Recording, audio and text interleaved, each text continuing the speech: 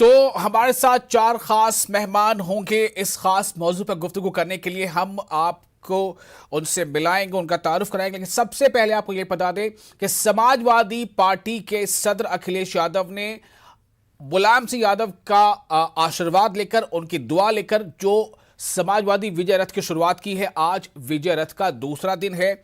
मुलायम सिंह यादव के बेटे अखिलेश यादव क्यों इतने पुरएतमाद हैं और क्यों उन्होंने स्लोगन दे रखा है कि 2022 में बाइसिकल।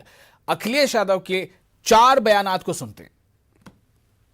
समाजवादी विजय रथ किसानों का हक और सम्मान दिलाने के लिए चल रहा है। समाजवादी विजय रथ नौजवानों को नौकरी और रोजगार दिलाने के लिए चल रहा है। समाजवादी विजय रथ इसलिए भी चल रहा है कि भारतीय जनता पार्टी की सरकार में लगातार बेटियों के साथ, माताओं बहनों के साथ, और एनसीआरबी का डेटा कहता है कि सबसे ज़्यादा अन्याय और उनके ऊपर जुल्म हुआ है। महिलाओं को सम्मान देने के लिए जो उद्योग और कारखाने खत्म हो गए हैं, पुनः कैसे उद्योग कारखाने चलें, उत्तर प्रदेश को भारतीय जनता पार्टी ने धोखा दिया है।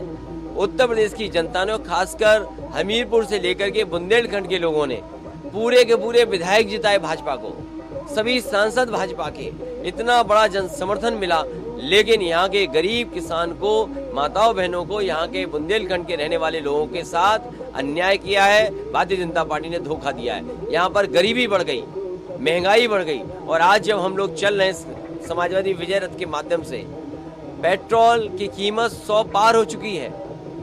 लोग अपना गैस सिलेंडर नहीं भरवा पा रहे, सरसों का तेल महंगा है, आज दाल से लेकर के हर खाने पीने की चीज महंगी है, किसी के हाथ में नौकरी रोजगार नहीं। पार्टी लगातार पिछड़ों को, दलितों को जोड़ती रहेगी और इसी तरह कार्यक्रम चलाएगी, उनके बीच में उनका मान सम्मान बढ़े।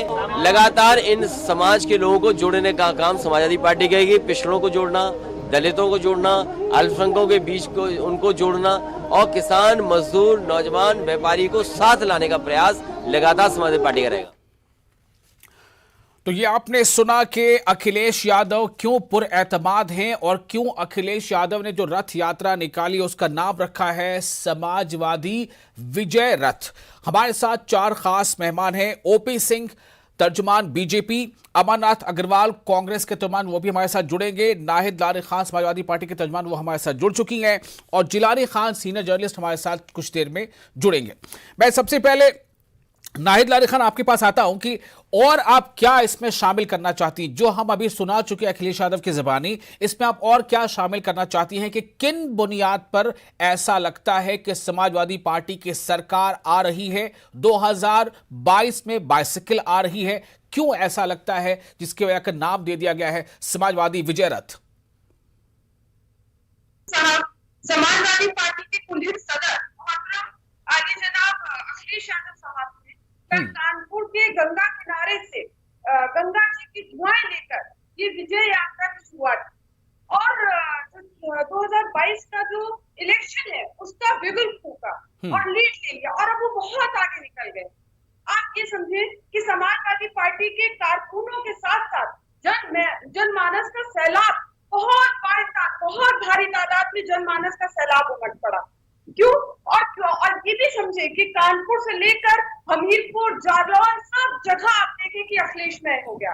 वहीं अभी 120 दिन में दुनिया की सबसे छोटी पार्टी होने वाली बीजेपी के नेता जो है अभी भी एसी रूम्स, एसी हॉल्स और टॉयलेट में बैठकर अभी 2022 के जो इलेक्शंस है उसके बारे में बात करने में मशगूल है। जब तक तो चुनाव आ जाएगा, क्योंकि जो हुकूमत है बीजेपी की, इनके कारनामे और इनके जो मामला रहेंगे इतने खराब रहेंगे कि आवाम जो है इनको ना गांव में ना बस्तियों में घुसने दे रही है, खदेड़ रही है, ललकार रही है, भगा रही है। वहीं आप ये देखें कि मोहतरम अखिलेश यादव साहब जब अवामी सतह पर पहुंचते हैं तो लोगों का बहुत भारी तादाद में हुजूम उमड़ पड़ता है सिर्फ उनको देखने, सुनने और मिलने के लिए। अब आप ये समझे कि इससे ये स्पष्ट इशारा दे रही है आवाम कि 2022 का जो चुनाव होने वाला है उसमें समाजवादी पार्टी की बहुत बड़ी और भारी जीत होना तय है और भारतीय जनता पार्टी का सफाया होना तय है। चलिए ठीक है, अभी हमारे साथ चूंकि कांग्रेस के तर्जुमान जुड़ नहीं पाए हैं तो हम बयान सुनाते हैं कांग्रेस के एक लीडर का जो रियासती सदर है उत्तर प्रदेश के, और साथ ही साथ राजकुमार चाहर जो बीजेपी के लीडर हैं उनका बयान सुनते हैं उन्होंने क्या कहा है इंतखाबात जो आने वाले उसके ताल्लुक से। विजय यात्रा कोई निकाल रहा है तो शिवपाल सिंह जी भी यात्रा निकाल रहे हैं, अन्य दलों के लोग भी यात्रा निकाल रहे हैं। जब लखीमपुर की घटना हुई घर में सोए थे, हाथरस की घटना हुई घर में सोए थे, उन्नाव की बेटी घटना हुई घर में सोए थे, पिछले समय जब सोनभद्र की घटना हुई घर में सोए थे, और आज इनको विपक्ष दिखाई दे रहा है। विपक्ष का नाम कांग्रेस है, आदरणीय प्रियंका गांधी है, और निश्चित तौर से मजबूत है विपक्ष, भले संख्या कम है। 2022 में इस सरकार को कांग्रेस ही मात्र एक विकल्प है जो उखाड़ कर फेंक सकती है, दूसरे दलों में वो ताकत वो क्षमता नहीं है। ये कितनी भी उछल कूद कर लें कांग्रेस वाले भी और अखिलेश जी भी, होना कुछ नहीं है।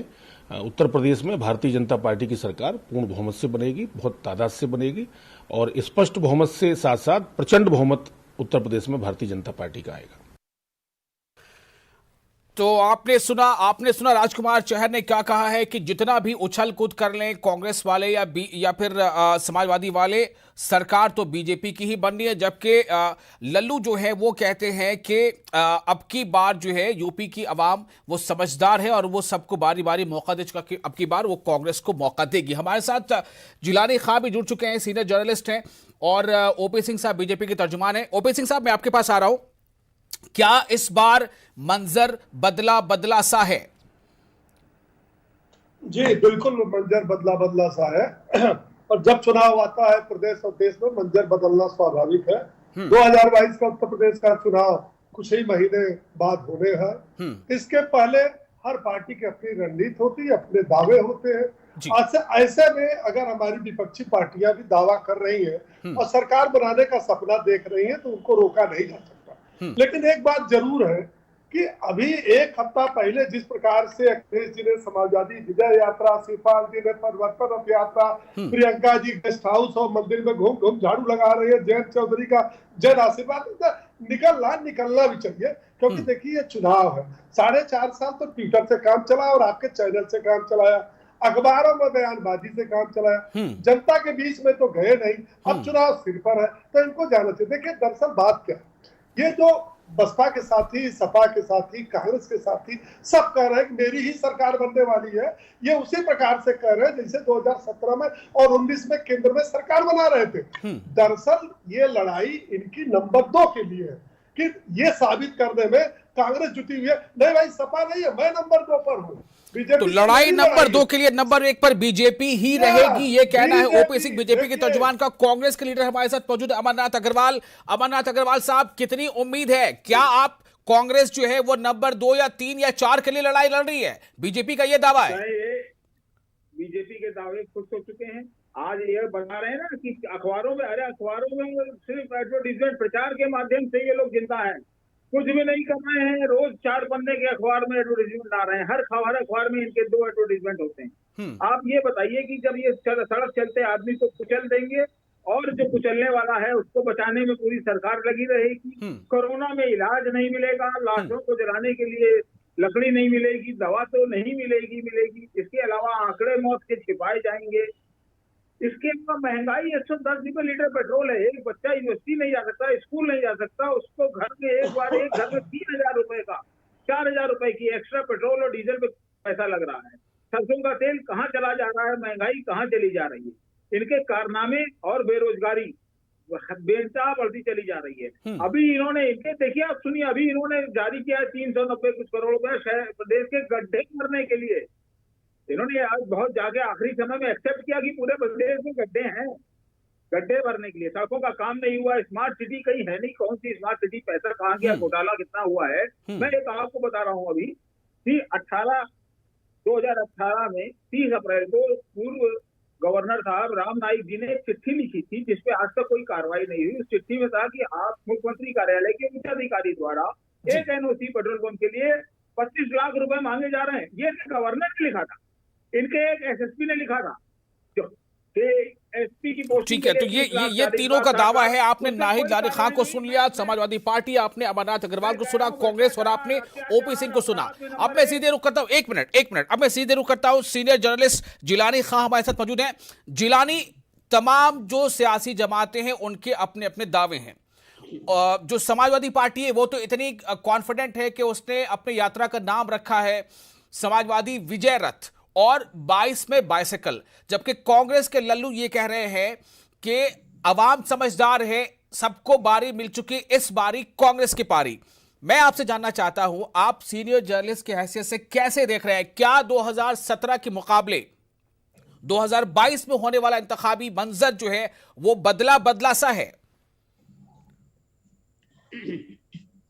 विशाल, सब पार्टियां अपनी अपनी दावा कर रही हैं, इनका काम भी है दावा करना, लेकिन जमीनी हकीकत ये है कि अगला जो इलेक्शन होगा ये पूरा चांस है कि ये बीजेपी वर्सेस समाजवादी होने जा रहा है। अभी तक की सिनेरियो के हिसाब से मैं बता रहा हूँ, लेकिन जिस हिसाब से ओवर कॉन्फिडेंस में समाजवादी लोग हैं, ये उनके लिए नुकसानदेह भी साबित हो सकता है। उन्हें एक ऐसी पार्टी से मुकाबला करना है जो बहुत माइन्यूटली, बहुत माइक्रो लेवल पे पूरे प्लानिंग करती है, उसका एग्जीक्यूशन में वो कोई कमी नहीं रहने देती। क्योंकि ये पार्टी सत्ता में भी है, ये पार्टी बहुत मजबूत है, फंडिंग के लिहाज से, पैसे के लिहाज से, कैडर के लिहाज से, वर्कर के लिहाज से, इनमें कमिटेड वर्कर्स की बहुत बड़ी तादाद है। इसलिए समाजवादियों को उस लेवल पर ही मुकाबला करना होगा। जहां तक सवाल कांग्रेस का है, तो प्रियंका बहुत मेहनत कर रही हैं, इसमें कहीं कोई दो राय नहीं है, लेकिन प्रियंका को उनके सेल्फिश लीडरान जो हैं वो अपनी मखसूस सीट के लिए, अपनी फैमिली के लिए, अपने खानदान के चक्कर में उनकी सारी मेहनतों पर पानी फेर रहे हैं। लल्लू जी बहुत मेहनत कर रहे हैं, आराधना मिश्रा बहुत मेहनत कर रही हैं, प्रियंका के साथ कदम से कदम मिलाकर ये लोग चल रहे हैं। लेकिन 5-10 लीडरों को छोड़ दिया जाए तो बाकी डिस्ट्रिक्ट लेवल पर जो लीडर हैं जिनके भरोसे इलेक्शन जीता जा सकता है, वहां कांग्रेस को बहुत काम करने की जरूरत है। प्रियंका की सारी मेहनत वहां पर पानी फिरती हुई दिखाई पड़ रही है। जी, मैं ओपी सिंह साहब आपसे रिएक्शन लेना ये चाहूंगा कि क्या वाकई आपको भी ऐसा लगता है कि बीजेपी को टक्कर इस बार अगर कोई पार्टी दे रही है तो समाजवादी पार्टी है? देखिए, ऐसा है कि मेरा मानना है कि जिलानी साहब जो हमारे वरिष्ठ पत्रकार हैं, उन्होंने इस डिबेट की निचोड़ आपको बता दिया है। समाजवादी पार्टी निश्चित रूप से लड़ने के प्रयास में है कि हम नंबर 2 पर रहे। मैंने कहा ना, लड़ाई नंबर 2 के लिए। लेकिन देखिए, 2 बातें मैं बता करके मैं अपनी बात समाप्त करता हूँ।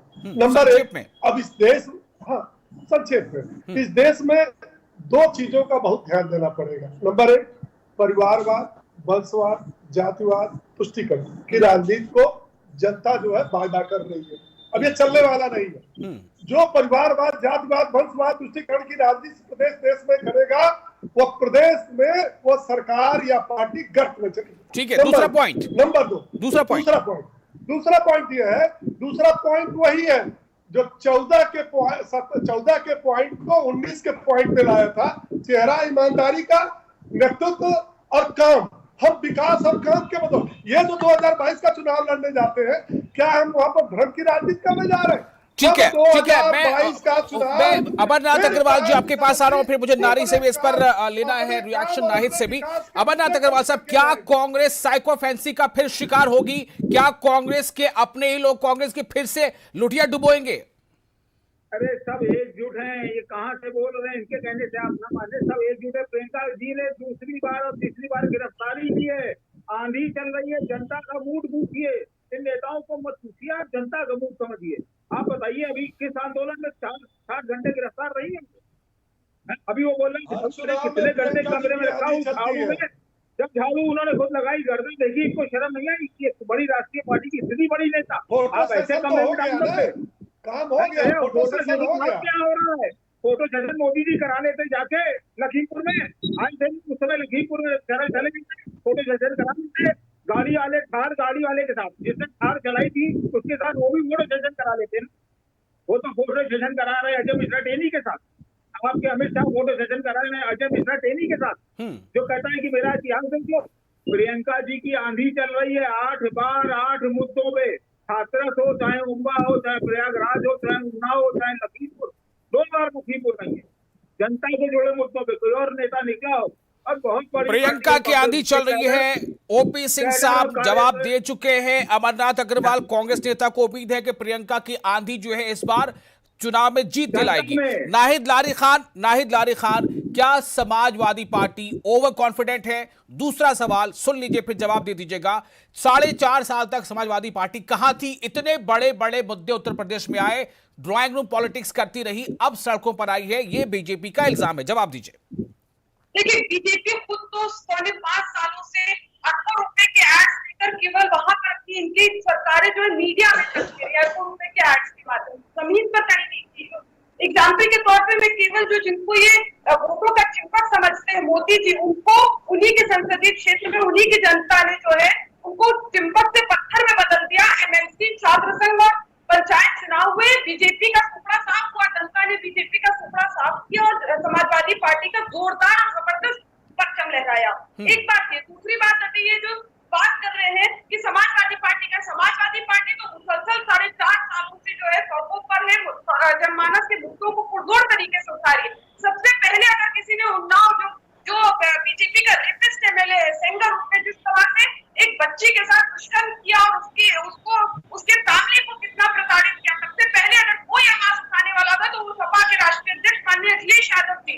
खुद मैं उसमें शामिल थी, केजीएमयू में बच्ची एडमिट थी, मैं गई और हम लोग ने जाकर शाना बशाना उन लोग के साथ खड़े रहे। अन्य कोई पार्टी नहीं थी। शाहजहांपुर मैटर में, चन्यानंद के केस में सबसे पहले समाजवादी पार्टी गए, हम गए बच्ची से मिलने, जेल गए, जेल के बाहर धरना दिया, उसके बाद कहीं जाके वहीं के जो इनके जितिन प्रसाद है 2-3 दिन के बाद तब जाकर वो थोड़ा बहुत चले फिरे अपने घर के बाहर रुकते।